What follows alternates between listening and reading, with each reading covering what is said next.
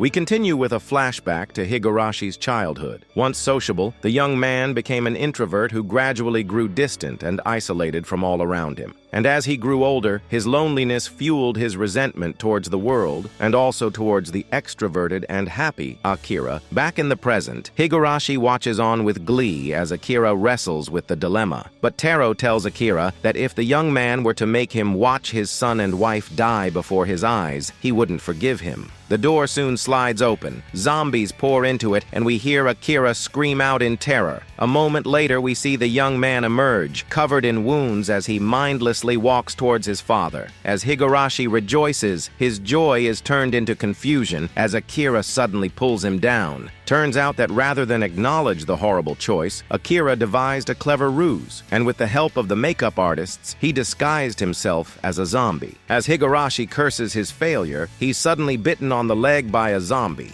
And as he begins to turn, Akira asks him what he truly wanted out of his own bucket list. The villain admits that his true desire was to be able to hang out with friends as he used to when he was a child. Akira responds with empathy, offering to one day accompany him to that pool even as a zombie. Higurashi turns to flee, leading the horde of zombies away from the villagers. He eventually finds himself before a river, and dreaming of the past, he leaps into the water, bringing an end to his chapter. When all the survivors assemble, they realize that the electrified fence is in their way. Beatrix emerges. Riding the water wheel and smashing it into the fence, she creates an escape route for all. They all eventually reach the suspended bridge, only to discover that it's been destroyed. And as the zombies slowly push through the fence, they realize that they're trapped. But just when all hope seems to be lost, Kumano appears. The master carpenter throws a makeshift bridge towards Kencho and Akira, who fasten it and urge everyone to run to the other side.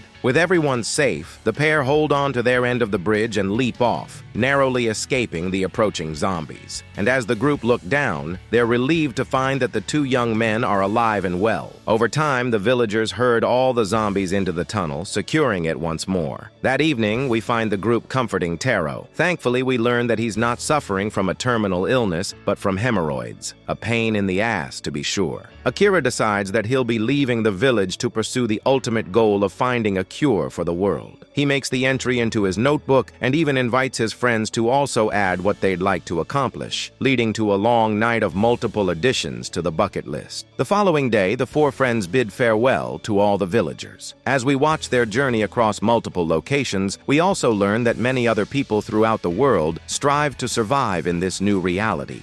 And as our tale comes to an end, we watch the four friends ride off into the distance, ready to face new adventures together.